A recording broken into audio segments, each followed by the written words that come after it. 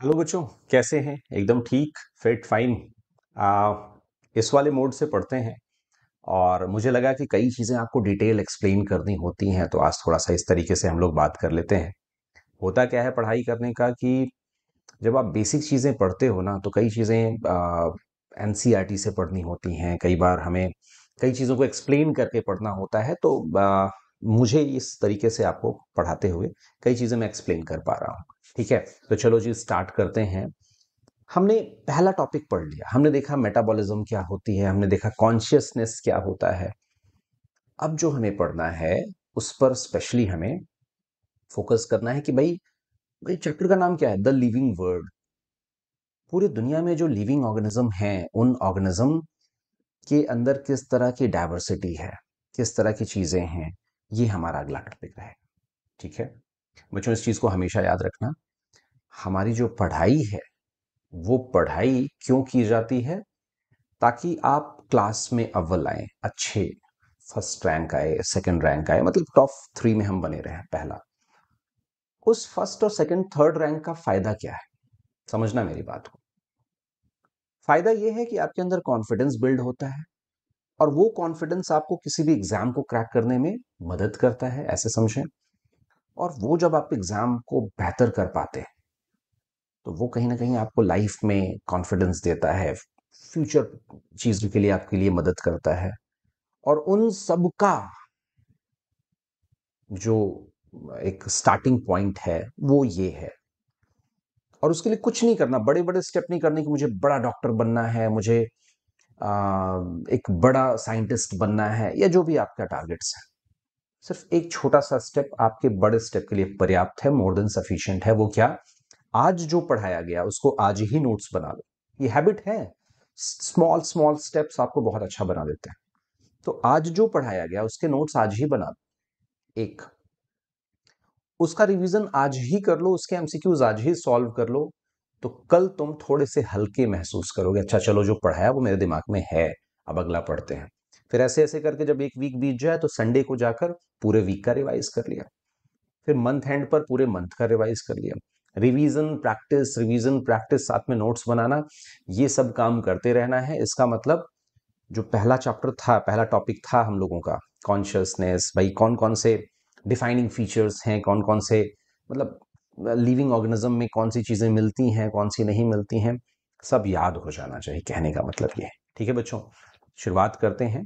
अच्छा, मुझे जानते हो मेरा नाम अनुराग तिवारी है, आप लोगों को बायोलॉजी पढ़ाता हूँ। इंपॉर्टेंट चीज ये है कि आपको हर वो चीज जो भी चाहिए पढ़ने से रिलेटेड, आपको हमारे ऐप पर मिलती है। ऐप का नाम क्या है बच्चों? वेदा, है ना? ऐप का नाम क्या है? वेदा एकेडमी। यस, इसी ऐप पर आप पढ़ाई भी कर रहे हैं, बट इसके फीचर्स क्या क्या है मैं आपको क्विक समझा देना चाहता हूं। आप बहुत सी लाइव क्लासेस ले सकते हैं यहाँ पर। आप 24 घंटे कभी भी अपने डाउट्स आप डाल रहे होंगे तो कोई ना कोई रिप्लाई आपको कर रहा होगा। अच्छी बात यह है कि डाउट सेशंस अवेलेबल है, डाउट्स आप डालें। कई बार तो डाउट्स वहां उसका सोल्यूशन पहले से मौजूद होता है, क्योंकि बहुत से क्वेश्चंस उसमें ऑलरेडी अवेलेबल हैं। मेंटोरशिप प्रोग्राम है बच्चों। ये क्यों है ये मेंटोरशिप प्रोग्राम? हर उस बच्चे के लिए जो सच में पढ़ना चाहता है, सच में पढ़ना चाहता है, बट कोई गाइड नहीं करने वाला है। मैं एक चीज बहुत आपको छोटी सी बताना चाहता हूं। मैं एक किसान फैमिली से हूं। अब इसके बाद चीजें अच्छी हुई। दादाजी ने मेहनत की, पिताजी को पढ़ाया, और उस पढ़ाई का नतीजा हुआ कि वो एक गवर्नमेंट जॉब में आए, और उसकी वजह से हम लोग थोड़ा और अच्छा कर पाए। तो कहने का मतलब ये हुआ, किसी एक की मेहनत फैमिली में आपकी पूरी जनरेशन चेंज कर देती है। तो वो जो मेरे ग्रैंडफादर हैं, उनकी मेहनत ने कुछ ना कुछ चेंज किया ना लाइफ में। और वो भी एक दो लोगों की लाइफ में नहीं, ऐसे 20-50 लोगों की लाइफ में जो उनसे जुड़े हुए हैं। यस, मे बी आपकी फैमिली में आपको कोई गाइड ना करने वाला हो, है ना? बट कोई फर्क नहीं पड़ता। आप मेंटोरशिप फीचर का इस्तेमाल करिए। ऐप डाउनलोड हो गया, मेंटोरशिप में जाइए। आप टाइम टेबल नहीं बना पा रहे हैं, कौन सी बुक खरीदें नहीं पता फैमिली में, फैमिली कई बार पैसे दे सकती है कि बेटा पैसे ले लो, इससे ज्यादा बोलेंगे नहीं, लेकिन होता ही है कि एक किसान फैमिली है जैसे मेरी फैमिली, हमारा गांव में आम की बागों तो अब तो लगवा दी है। खेती ही एक मेन सोर्स हुआ करता था पहले। तो है क्या सिस्टम कि एक किसान की फैमिली है, एक गांव में कोई फैमिली है, या एक सिंपल सा कोई जॉब कर रहा है, कोई फर्क नहीं पड़ता। लेकिन ये है कि एक पिता अपने बच्चे के लिए वो पैसे अरेंज कर लेता है मेहनत करके, लेकिन वो लगाना का ही अब आपकी जिम्मेदारी हो गई। आप लोग 11th में आ गए, मेंटोरशिप प्रोग्राम के थ्रू मुझसे पूछिए, हमारी पूरी टीम से पूछिए, टाइम टेबल कैसे बनना है हम बताएंगे आपको, कौन सी बुक खरीदनी हम बताएंगे, कितने घंटे पढ़ाई करनी हम बताएंगे, कभी मार्क्स कम आ रहे हैं उसको कैसे इंप्रूव करना हम बताएंगे। शुरुआत तो करिए। मेंटोरशिप हर उस प्रॉब्लम का सोल्यूशन है। चीजें बड़ी सिस्टमैटिक हैं कि पहले लेक्चर के बाद दूसरा लेक्चर, तीसरा लेक्चर, फिर पहले चैप्टर के बाद दूसरा चैप्टर, सीक्वेंस में आपको चैप्टर्स, चैप्टर के बाद टेस्ट, बहुत से फायदे आपको इस ऐप में मिलते हैं। एंड द बेस्ट थिंग है, सबसे अच्छी चीज मुझे क्या लगती है अपने ऐप में, ये आपका जो ऐप है वेदा ऐप में, बच्चों आप मान लिया फैमिली में 3 भाई बहन हैं और नंबर, मोबाइल नंबर एक ही है, होता है ना, ये बहुत प्रैक्टिकल चीजों को ध्यान में रखते हुए हम लोगों ने इस चीज को बनाया है। तो अब उसमें क्या हुआ कि आप एक साथ 5+ अकाउंट लॉग इन कर सकते हैं विद सेम नंबर। एक 6 लॉग इन कर लिया, छोटी बहन 6 में है, भाई 9th में है और बड़ा भाई 11th में है, हो गया काम। एक ही नंबर से 3 अकाउंट बन जाएंगे, 4 अकाउंट बन जाएंगे, मतलब मैक्सिमम 5+ बन जाते हैं। तो आप उसका इस्तेमाल करें, कितनी अच्छी चीज है। तो ये आपको करते रहना पड़ेगा। पढ़ाई करिए, हम आपके साथ में हैं, मेहनत करिए, बहुत से सारे फीचर्स जो आपको हैं, इन सारे फीचर्स का इस्तेमाल करें। क्विज होती है, आप खुद से टेस्ट को क्रिएट कर सकते हैं। मेंटोरशिप में आपको स्लॉट बुक करना पड़ता है कि कब अवेलेबल है, हालांकि अवेलेबल मिल जाएगा, डोंट वरी। मंथ एंड पर, वीक एंड पर आपने क्या पढ़ा उसको ग्राफिकल फॉर्म में, कि आपने 20 घंटे पढ़ाई की, 25 घंटे पढ़ाई की, इसका पूरा ग्राफ बता देता है, आपकी सेल्फ एनालिसिस के लिए बहुत इंपॉर्टेंट है।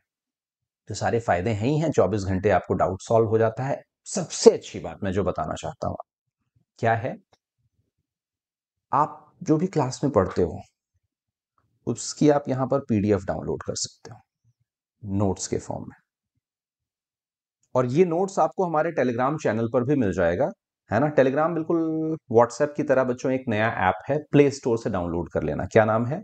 टेलीग्राम। प्ले स्टोर पर जाओगे और जब टेलीग्राम डाउनलोड कर लोगे, अपना फोन नंबर वगैरह डाल देना जैसे व्हाट्सएप पे डालते हो। इसके बाद आपको सर्च करना है वहां पर वेदा 11E, मतलब बिना स्पेस के 11th इंग्लिश इसका मतलब। तो वेदा 11E जो है, ये आपने वहां डाल दिया।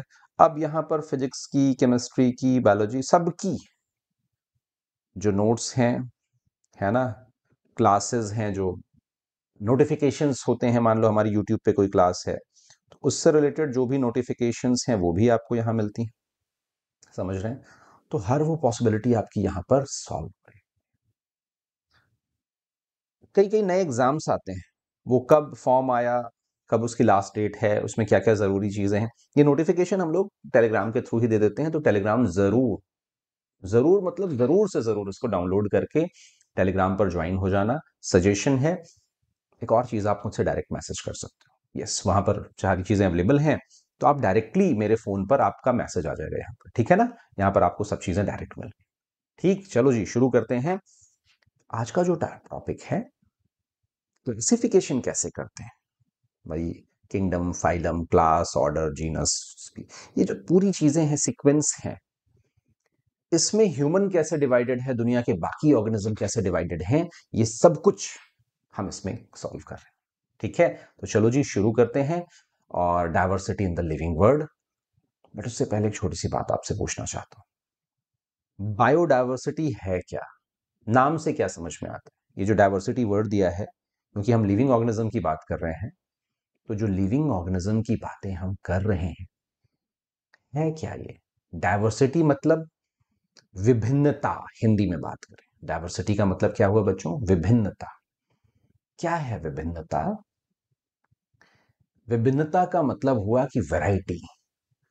अगर मैं इसकी डेफिनेशन की बात करूं, it is variety and variability of living organism. Simple definition लिखूं बायोडायवर्सिटी की, क्या लिखें? ऐसे लिख देते हैं, आपके काम आ जाएंगे। Variety and variability. ठीक है, variety and variability of living organism. Twelfth में भी इसका चैप्टर है, इसलिए समझा रहा हूं, वहां पर भी same definition of living organism. चलेगा, कोई दिक्कत नहीं। दुनिया में कितने अलग अलग तरीके के लिविंग ऑर्गेनिज्म हैं, उनके अंदर क्या वेरिएशंस हैं, उसमें क्या वैरायटी है, इनकी कलेक्टिव स्टडी को हम बायोडायवर्सिटी बोलते हैं। Number and type of organism जो भी अर्थ पर प्रेजेंट हैं उसको हम क्या बोलते हैं? बायोडायवर्सिटी। ये पूरी दुनिया में कितने हैं? अगर आपसे मैं पूछूं पूरी दुनिया में कितने हैं, तो एक डाटा दिया था, ट्वेल्थ में पढ़ाऊंगा ही, बट यहां पर भी ये डाटा याद कर लें। पूरी दुनिया में 1.7 टू 1.8 मिलियन स्पीसीज है, नंबर नहीं, नंबर ऑफ स्पीसीज हैं, और हर स्पीसीज में नंबर ऑफ ऑर्गेनिज्म अलग अलग है ना, नंबर ऑफ ऑर्गेनिज्म अलग अलग। ना जो इंटरेस्टिंग चीज है, 1 मिलियन में कितने ऑर्गेनिज्म होते हैं या कितना नंबर होता है? 1 मिलियन का मतलब बच्चों होता है 10 लाख। ठीक है, 1 मिलियन का मतलब क्या हुआ? 10 लैक्स। ठीक है। अच्छा, अगली बात, मजेदार चीज जो बतानी है आपको।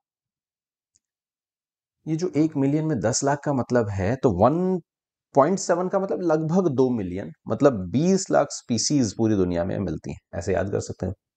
1 मिलियन का मतलब 10 लाख। अच्छा, बिलियन का मतलब 100 करोड़ होता है, याद रख लेना।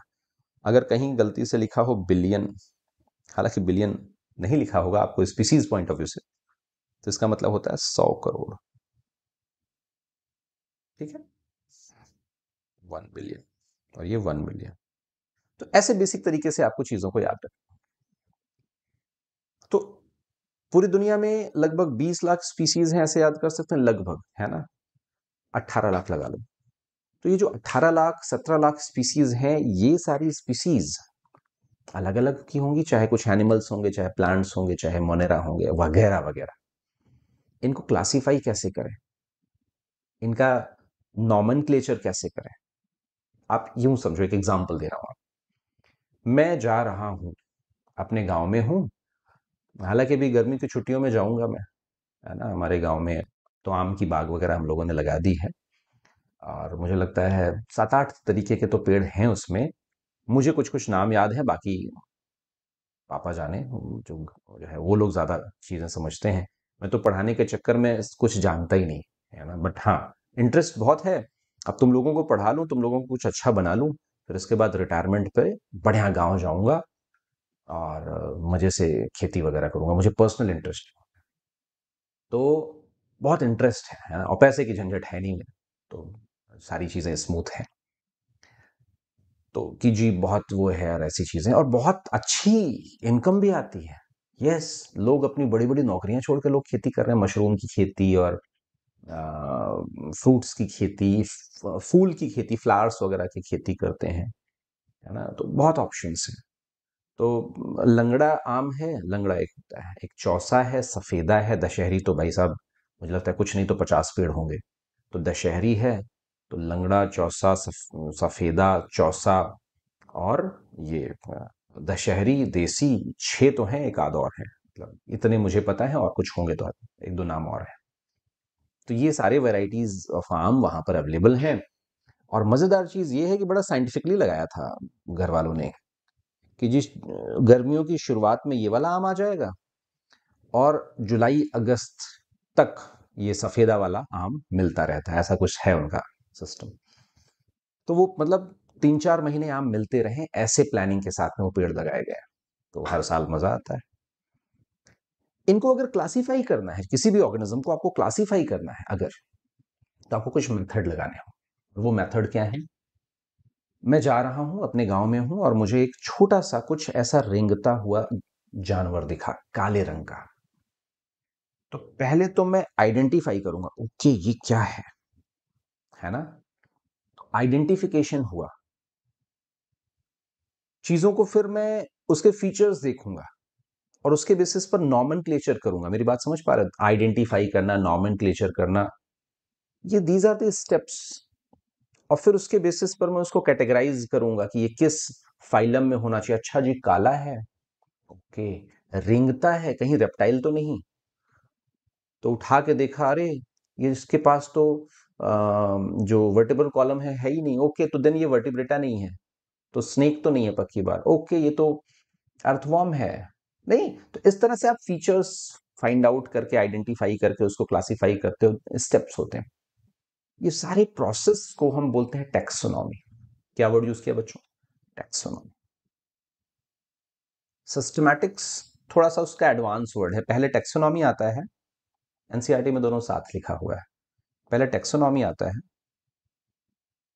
और देन सिस्टमैटिक्स आता है। अभी समझाता हूं व्हाट इज टैक्सोनॉमी। अगर कोई पूछे, आइडेंटिफिकेशन, पहले आइडेंटिफाई किया, देन क्लासिफिकेशन, उसको क्लासिफाई किया बेस्ड ऑन देयर फीचर, और उस फीचर के बेसिस पर उसका नामकरण कर देना। नाम, है ना?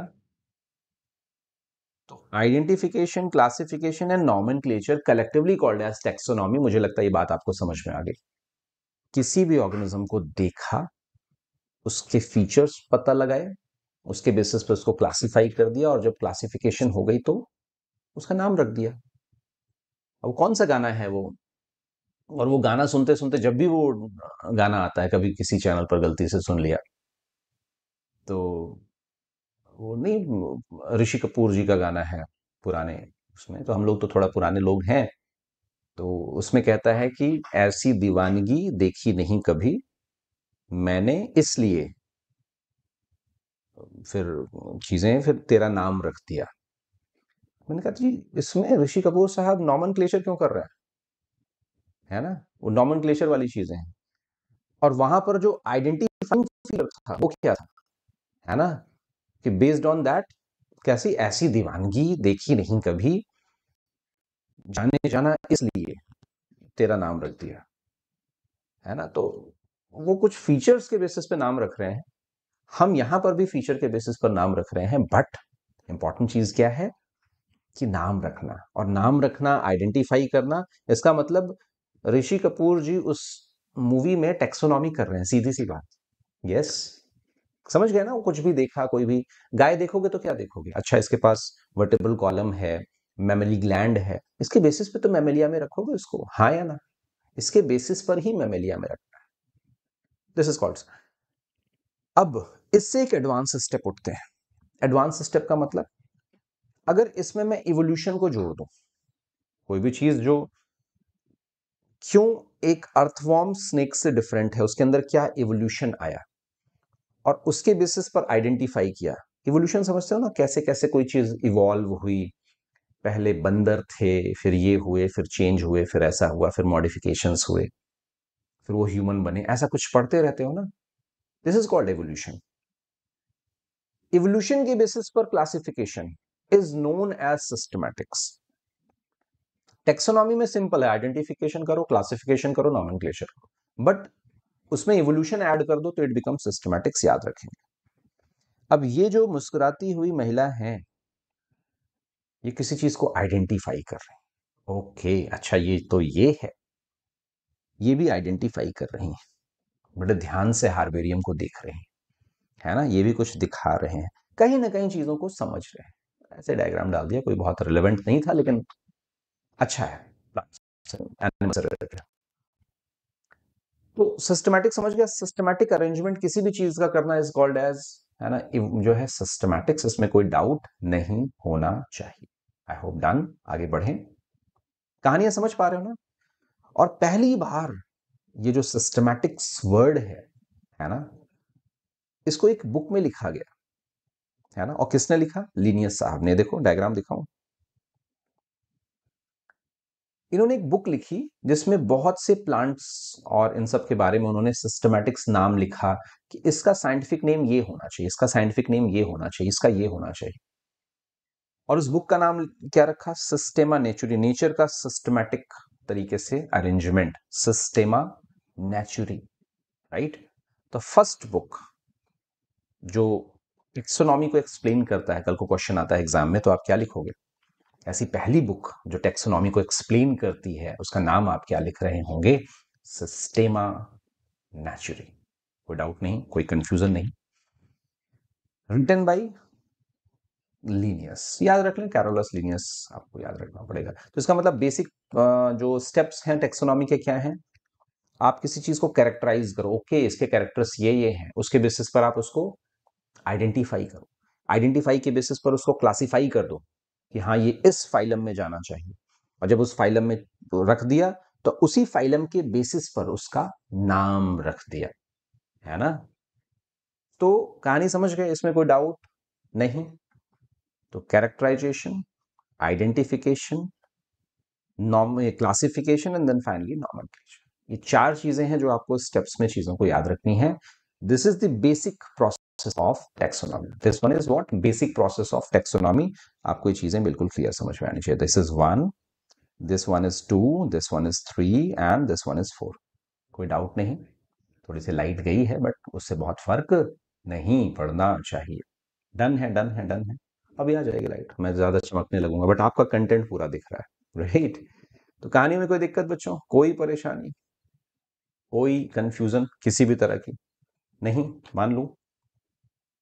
Characterisation, identification, classification and nomenclature, इसके एग्जांपल्स भी हम समझेंगे, इसको थोड़ा सा एग्जाम्पलीफाई करते हुए भी हम चीजों को समझेंगे। सबसे पहले कैरेक्टराइजेशन, ध्यान से सुनना बहुत इंपॉर्टेंट है इसलिए बता रहा हूं। किसी भी ऑर्गेनिज्म का एक्सटर्नल और इंटरनल दोनों ही कैरेक्टर आइडेंटिफाई करना, दिखता कैसा है और प्लस अंदर से कैसा है। जैसे एक सांप का नया नया बच्चा, स्नेक का जो अभी नया नया निकला है अंडे से, उसको और अर्थवॉर्म को रख दो, कहीं ना कहीं थोड़ा थोड़ा सिमिलर दिखेंगे बट अंदर से दोनों अलग है। यस, तो हमें दोनों ही चीजें फाइंड आउट करनी पड़ेंगी बच्चों, हमें हमें दोनों ही चीजें फाइंड आउट करनी पड़ेगी। ठीक, उसके सेल्स का स्ट्रक्चर कैसा है। मैं आपसे कहूंगा युगलीना का जो सेल का स्ट्रक्चर है और प्लांट का सेल का स्ट्रक्चर आपको एक जैसा दिख रहा होगा बट कुछ तो डिफरेंट होगा, एंड दैट्स व्हाई उसको प्लांट किंगडम में रखा और उसको किस में रखा बच्चों, प्रोटिस्टा में रखा। उसका डेवलपमेंटल प्रोसेस क्या है, उसका इकोलॉजिकल इंफॉर्मेशन क्या है, किस जगह पर मिलते हैं, ये सब कुछ समझना इज कॉल्ड एज कैरेक्टराइजेशन। मेरी बातें समझ पा रहे हैं। और इसके बेसिस पर आप क्या करोगे, अगला स्टेप क्या था, मैंने बताया था आपको, देखो characterization, then identification, then classification, तो 4 पॉइंट्स पढ़ेंगे। इसके बेसिस पर आप चीजों को आइडेंटिफाई कर रहे हो, और ताकि हम उसका करेक्ट डिस्क्रिप्शन बता सकें और ताकि फ्यूचर में नॉमेनक्लेचर पॉसिबल हो सके, नाम है ना। बातें समझ पा रहे हो, इसमें कोई डाउट नहीं है। तो उसका प्रॉपर हम नॉमेनक्लेचर कर पाए, ताकि, और वो तभी हो पाएगा जब उसका हम करेक्ट डिस्क्रिप्शन समझ पाए, राइट। तो grouping of organism into convenient category, that is taxa, based on character, based on what characters। कोई डाउट नहीं, कोई कंफ्यूजन नहीं होना चाहिए। डन है बच्चों। टेक्सोनॉमी जो है ना, जो टेक्सोनॉमी वर्ड यूज कर रहे हैं, किसी एक पर्टिकुलर ग्रुप या कैटेगरी के लिए यूज होता है और उसकी प्रॉपर नाम लिखते हैं, सारी चीजें होती हैं, उसके लिए एक वर्ड यूज कर रहे हैं टेक्सा, याद रखेंगे ना। एक जो कैटेगरी है, अब जैसे मैमिलिया, तो कैटेगरी तो हो गई, तो वो टेक्सा हो गया। तो अभी समझेंगे टेक्सॉन क्या होता है, कैटेगरी क्या होता है, दोनों में डिफरेंस क्या है, एग्जैक्ट है कि नहीं है, इसको समझेंगे। बट व्हाट इज क्लासिफिकेशन, मुझे लगता है समझ गए। क्लासिफाई करना based on their category, based on their characters, उसको कन्वीनियंट ग्रुप में डाल देना कि अच्छा तुम्हारे पास क्लोरोफिल है, तुम्हारे पास सेल वॉल है, ओके, क्योंकि अब यूग्लिना में तो सेल वॉल नहीं थी, प्लस तुम मल्टी सेलुलर हो, ओके, तुम फ्लावरिंग भी कर सकते हो, तुम एंजियोस्पर्म हो। नहीं, क्यों, फ्लावरिंग कर सकता है, क्लोरोफिल है, सेल वॉल भी है, तो ऑफ कोर्स तुम एंजियोस्पर्म हो, और दुनिया की कोई ताकत तुमको एंजियोस्पर्म बनने से नहीं हटा सकती। यही है कहानी। इस तरह से उनके फीचर्स को देखकर हम उसका क्लासिफिकेशन करते हैं। समझ गए बच्चों, ये बात क्लियर है। नॉमेनक्लेचर क्या हो, देखो, ये भाई साहब कह रहे हैं कि मैं मैंगीफेरा इंडिका हूं, ये बहन जी कह रही हैं कि मैं एपिस इंडिका मधुमक्खी हूं, है ना। किस बेसिस पर नाम रखा है, उनका एक स्टैंडर्ड नाम रखा, उनके कैरेक्टर के बेसिस पर। बट वो स्टैंडर्ड नाम क्यों होना चाहिए, क्योंकि वही नाम मैं उसको आम कहता हूं, है ना, कोई उसको मैंगो कहता है किसी दूसरी लैंग्वेज में, किसी तीसरी लैंग्वेज में उसका कुछ तीसरा नाम है, लेकिन जब उसको स्टैंडर्ड स्टडी किया जाएगा तो एक कॉमन नेम होना चाहिए, ताकि दुनिया के हर देश के साइंटिस्ट कॉमन नेम से उसको लिख पाए, पढ़ पाए, समझ पाए। कॉमन लैंग्वेज होना जरूरी है, वरना समझ ही नहीं आएगा। जी मैंने चिंकोला चिंकोला का एक स्टडी किया है। कहेंगे चिंकोला चिंकोला क्या है? कहेंगे जी मैं चिंगू पिंगू का स्टडी किया है। तो कहेंगे जी ये क्या है? एक्चुअली सारा चिंगू पिंगू चिंकोला चिंकोला ये सब क्या था? आम था? नहीं। तो कहने का मतलब ये हुआ कि आपको एक स्टैंडर्ड नाम रखना पड़ेगा, और उस स्टैंडर्ड नाम को हम साइंटिफिक नेम बोलते हैं। क्या साइंटिफिक नेम क्यों जरूरी है? क्लियर हो गया कि भाई ताकि पूरे दुनिया के लोग चिंकोला चिंकोला ना करते रहे, है ना, एक कॉमन नेम रखें। और वो कॉमन नेम बहुत बड़े बड़े ना हो। समझ पा रहे हो ना? बहुत बड़े बड़े ना हो। तुम्हें पता है पहले जब नाम रखा गया था साइंटिफिक नेम, तो वो 8-8 10-10 वर्ड के होते थे, है ना। अब जैसे वो तुमने शक्तिमान सीरियल देखा है किसी बच्चे ने?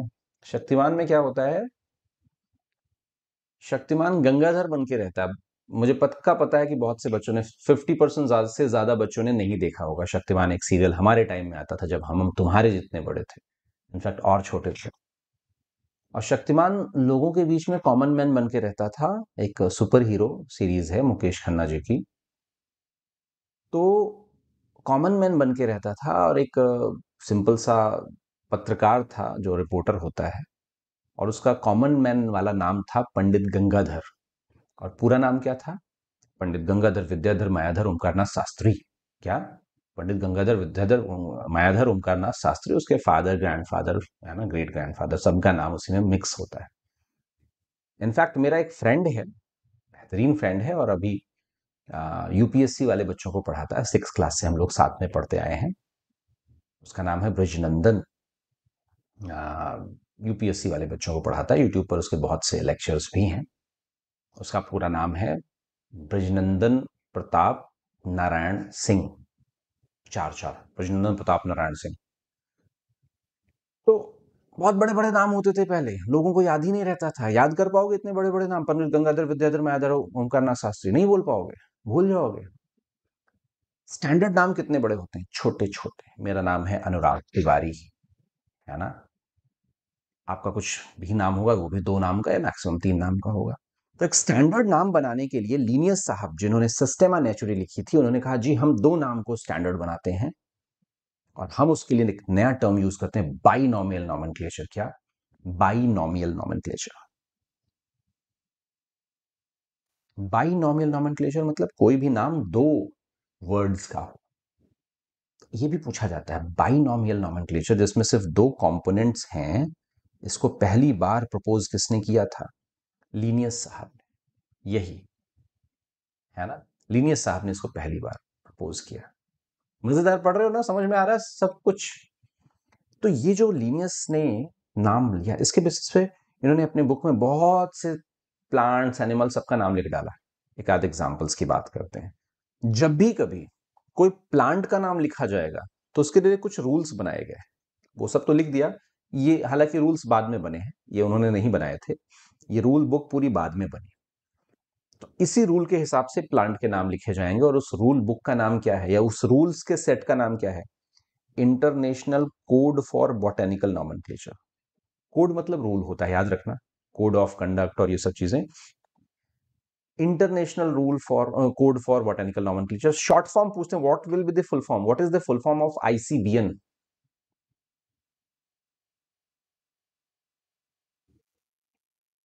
International code for botanical nomenclature. अगर एनिमल का नाम लिखना है तो बॉटेनिकल की जगह जूलॉजिकल कर लो, ICZN, international code for zoological nomenclature. ऐसे बैक्टीरियल नॉमेनक्लेचर अलग है, वायरल नॉमेनक्लेचर अलग है। अब यहां पर एक छोटी सी चीज ध्यान से देखो, इंपॉर्टेंट है, ध्यान से समझना। यहाँ मैंगो का साइंटिफिक नेम है। मैंगो देख के गांव वाले मैंगो याद आ गए, और दशहरी तो भाई साहब मजा ही आ जाता है खा के। तुमको सबसे फेवरेट क्या लगता है आम में? कमेंट्स में बता सकते हो, या ग्रुप में मैसेज कर सकते हो, टेलीग्राम पे मैसेज कर सकते हो। हमारा तुम्हारा दोस्त, बातचीत तो ऐसे ही चलेगी।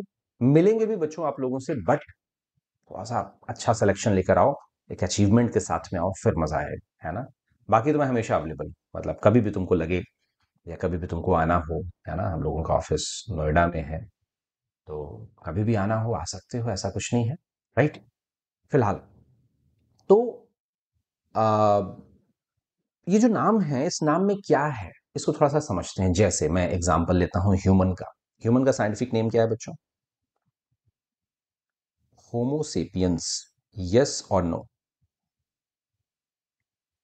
ये ह्यूमन का साइंटिफिक नेम है। बट ये होमो क्या है, ये सेपियंस क्या है, समझे? पहले को जेनेरिक नेम बोलते हैं, मतलब जीनस। अब जीनस क्या होता है अभी समझे। दूसरा वाला जो है सेपियंस, ये क्या है? स्पेसिफिक नेम या स्पेसिफिक एपिथेट बोलते हैं। हमेशा पहला नाम क्या होगा? जीनस का होगा, और दूसरा नाम क्या होगा? स्पीसीज का होगा या स्पेसिफिक एपिथेट होगा। इसका नाम किसने लिखा है? जैसे लीनियस ने लिखा, तो अब कैसे बताएं कि जी हाँ हमने किया है, हमने किया है? लिन लिख दिया शॉर्ट में। वैसे ही मैंगीफेरा इंडिका में एम, ये Mangifera is genus, indica is what? Species या स्पेसिफिक एपिथेट। और लिन का मतलब क्या हो गया? लिन का मतलब डायरेक्टली जो जो भी ऑथर ने इसको लिखा है। कहानी समझ पा रहे हो? इजी है, वेरी इजी। ये कहानी हो गई डन। अब इसका मतलब क्या हुआ बच्चों, ऐसे समझेंगे। किसी भी साइंटिफिक नेम में जीनस और स्पीसीज जरूर लिखी होगी, और जब भी किसी जीनस की बात हम कर रहे होंगे तो जीनस हमेशा, मतलब हमेशा कैपिटल वर्ड से लिखा जाएगा। देख रहे हो, जहां एम कैपिटल है, एच कैपिटल, है ना। उसी तरह जो स्पीसीज है, वो हमेशा स्मॉल से फर्स्ट लेटर लिखा जाएगा। इसमें कोई डाउट होना ही नहीं चाहिए, सब छोटे छोटे रूल्स हैं। जीनस हमेशा कैपिटल लेटर से स्टार्ट होगा, और ये हमेशा स्पेसिफिक एपिथेट या स्पीसीज स्मॉल लेटर से स्टार्ट। ऑथर नेम जो है वो हमेशा लास्ट में लिखा जाए, है ना, एब्रिविएशन के फॉर्म में। ये देख लो ऑथर, लिन, इसका भी मैक्सिमम का तो लिनियस ने ही निपटा दिया था बैठकर, और इसी बहाने उनका काफी नाम भी हो गया। अब जो बताने जा रहा हूं बड़ा इंपॉर्टेंट है। क्या होता है ये जीनस, क्या होती है ये स्पीसीज? स्पीसीज को एपिथेट, स्पेसिफिक एपिथेट क्यों बोलते हैं, ये थोड़ा समझना होगा हमें, ये स्पेशली याद रखना। तो आपको बच्चों पहले मैंने पढ़ाया हुआ है, अगर आपने ढंग से पढ़ा, या आने वाले चैप्टर्स में आपको पढ़ाऊंगा। किंगडम है, किंगडम मतलब दैट में बी मोनेरा, दैट में बी प्रोटिस्टा, हाँ या ना? एनिमलिया, फंजाई, प्लांटी, सब है ना। एनिमलिया, कोई भी किंगडम हो सकता है। प्लांट में प्लांट किंगडम नहीं बोलते, किंगडम प्लांटेई, वो लैटिन वगैरह में ऐसे प्रोनाउंस करते हैं। लेकिन उसके फाइलम्स अगर आपको याद हो, पॉरीफेरा याद आया? एनिमल किंगडम में मैं आपको फोर्थ चैप्टर में पढ़ाऊंगा। पॉरीफेरा, है ना, सिलेंट्रेटा, निडेरिया, ऐसा नाम सुना है?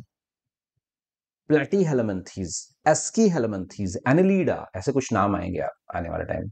वो फाइलम्स हैं। जैसे हमारा, तो हम लोग फाइलम कॉर्डेटा में आते हैं। जैसे ह्यूमंस की बात करें तो यहाँ कॉर्डेटा। ह्यूमंस की जो क्लास है वो क्या है? मेमेलिया, क्योंकि हमारे पास मेमोरी ग्लैंड है, मेमेलिया।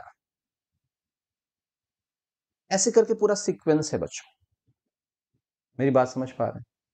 और ह्यूमन में जो जीनस है वो क्या है? होमो सेपियंस, सॉरी, सेपियंस यहां स्पीसीज में लिखेंगे, कोई डाउट नहीं। यहां पर जब भी हम बात कर रहे होते हैं, है ना, मतलब ह्यूमंस की बात कर रहे होंगे, तो हमारा हेड कैसा है बच्चों? हेड की बात कर रहे हैं स्पेशली, तो हेड एग्जैक्टली कैसा है? तो जो है ह्यूमन लाइक हेड है, जैसे हमारा हेड बिल्कुल डिफरेंट, तो उसी में होमोनिडेई, होमोनिडेई हेड वाले फॉर्म में। अभी इसको पूरा सीक्वेंस में समझेंगे। तो ये आपका क्लासिफिकेशन है, एक्चुअली हम ऐसे डिवाइड करते हैं चीजों को, और इसको हम एग्जैक्टली क्या बोलते हैं? टेक्सोनॉमिकल कैटेगरी, या कोई ना कोई रैंक है ये बच्चों। और ये हायरार्की है। मैं थोड़ा सा एग्जांपल आपको देता हूं एक दो। जैसे एग्जांपल की बात कर लेते हैं, एग्जांपल की बात कर लेते हैं। तो अब जो हमारा, आप ये समझो ना, आप इसको थोड़ा सा समझो सिंपल लैंग्वेज में। हमारी बात अगर करें तो हम लोग कौन है, मैं थोड़ा सा इरेज करके आपको समझाता हूं। ये हम लोग किंगडम किसके हैं? एनिमलिया, है ना। किंगडम एनिमलिया, क्लास फाइलम कौन सा है, कॉर्डेटा, क्लास कौन सी है, मेमेलिया, क्योंकि मेमरी ग्लैंड। ऑर्डर की बात करें तो हम लोग बच्चों कॉर्डेटा के, कॉर्डेटा मैंने आपको ऑलरेडी पढ़ा रखा है। कॉर्डेटा क्या होता है? कॉर्डेटा में वो जिसके पास नोटोकॉर्ड होता है, अगर आपको याद है। फैमिली में होमिनिडे, होमिनिडे, होमिनिडे क्या होता है? एल नहीं है ये, है ना, ए ई है ना। होमिनिडे में एग्जैक्टली exactly क्या है? ह्यूमन लाइक स्कल, है ना। तो ये जो ये क्या नाम, सॉरी, प्राइमेटा की बात हम यहां कर रहे हैं।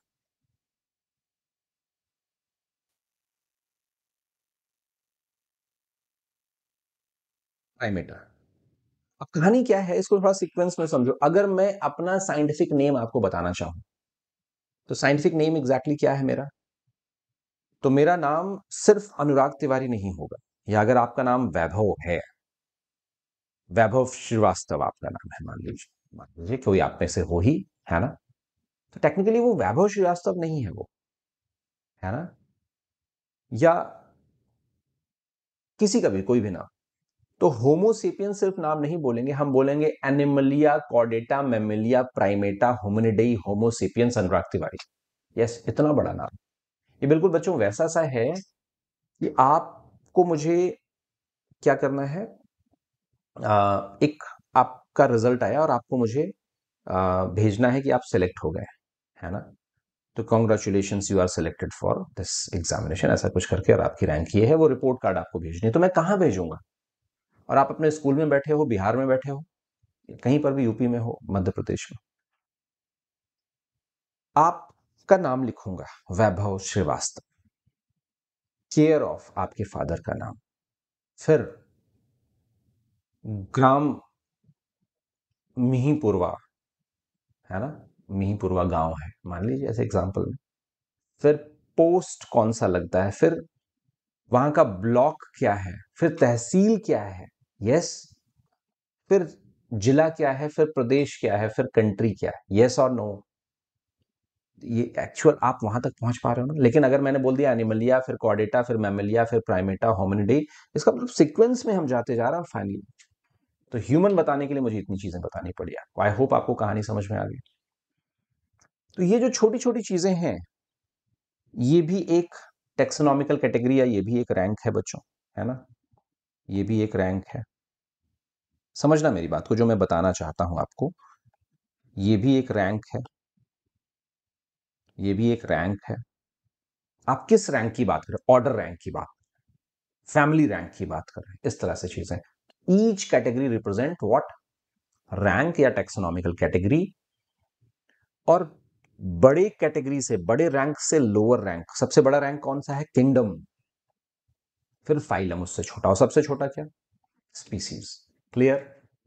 This is called as taxonomical hierarchy. इनको डिक्रीजिंग ऑर्डर में या इंक्रीजिंग ऑर्डर में लिखना is called as taxonomical hierarchy, याद रखेंगे।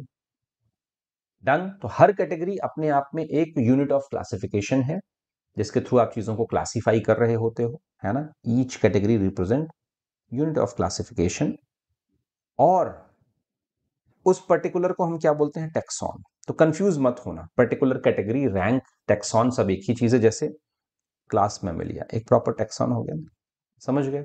अगेन ये चीज मैंने आपको ऑलरेडी बता रखी है। Animalia, then Chordata, then Mammalia, Primata, Hominidae, Homo sapiens, इस सीक्वेंस में आपको याद होना चाहिए।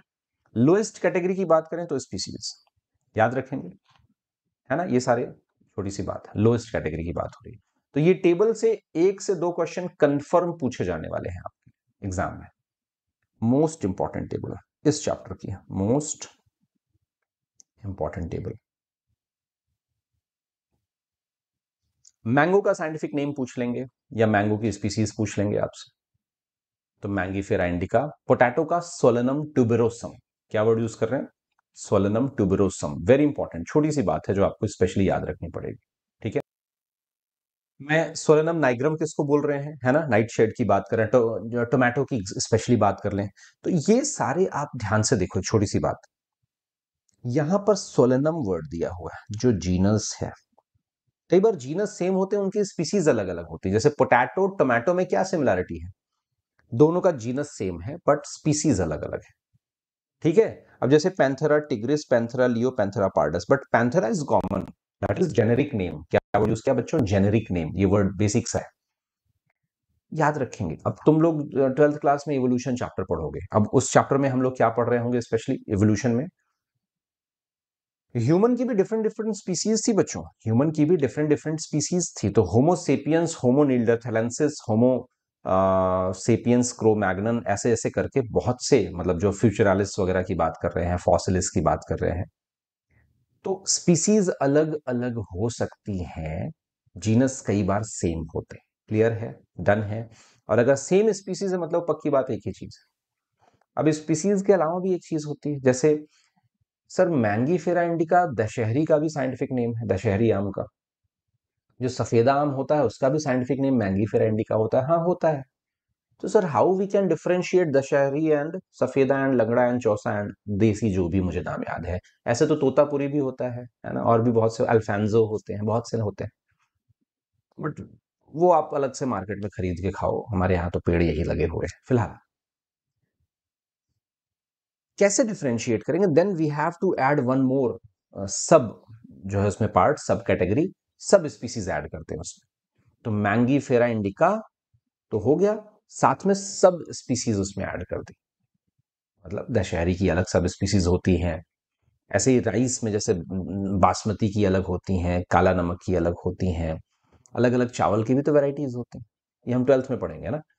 तो बेसिक समझ गए आप, what is genus, what is species, सबका साइंटिफिक नेम पूछा जाता है कि टाइगर का साइंटिफिक नेम बताइए, ब्रिंजल का साइंटिफिक नेम बताइए, तो मेलनजेना आपको याद रखना ही पड़ेगा बच्चों।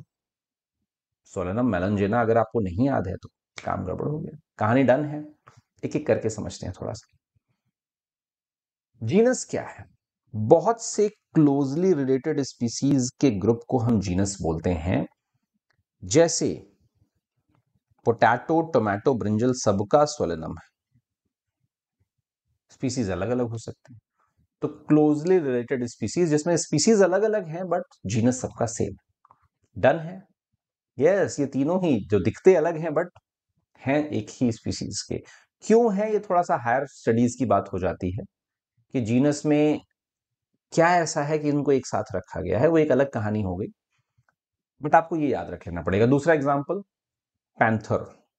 तो Panthera tigris, Panthera leo, Panthera pardus, याद करना पड़ेगा। कहानी डन हो गई। कैट में भी देखो आप ध्यान से, फेलिस डोमेस्टिकस, फेलिस चाउस, है ना, तो वो जो नॉर्मल घरेलू बिल्लियां होती हैं और एक जंगली बिल्लियां होती हैं, तो ये ऐसे याद रखना पड़ेगा। याद रखेंगे ना, सोलेनम में है ना जीनस, ये तो याद रखेंगे।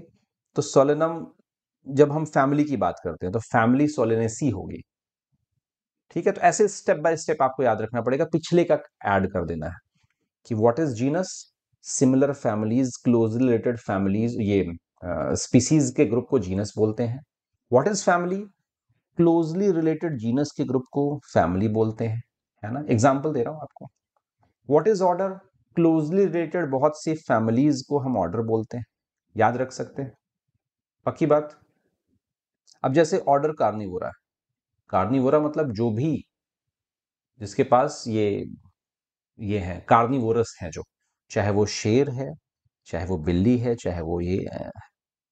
देखिए इसमें क्लोजली रिलेटेड फैमिलीज के ग्रुप को हमने बोला, जैसे फेलिडेई, कैनिडेई, है ना, कैनिडेई ये कुत्ते वगैरह में होते हैं, याद रखेंगे। तो ये आपको कुछ नाम याद रखने हैं। अब फिर नेक्स्ट क्लास क्या है, क्लोजली रिलेटेड ऑर्डर, और जिसके कुछ एग्जांपल्स हैं कि डाइकॉटिलेडन, जितने भी दुनिया में डाइकॉट प्लांट है ना, उसमें भी अलग अलग है, सैपेंडेल्स अलग है, पॉलीमोनियल्स अलग है। तो ये टिप्स पर, जैसे मैमेलिया है, एक कार्निवोरा है और एक प्राइमेटा है। प्राइमेटा मतलब हम लोग। अच्छा, व्हाट इज प्राइमेटा, ऐसे एनिमल्स जिनके एंसेस्टर्स पेड़ों पर रहते थे, बॉडी बॉडी हेयर्स हैं और नेल्स हैं, वो प्राइमेटा में आते हैं।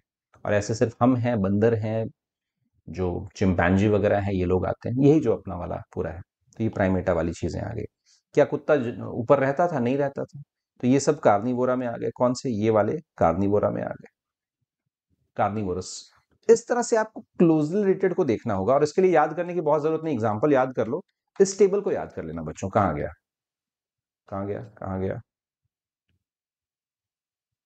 इस टेबल को बच्चों याद कर लो, कौन सा?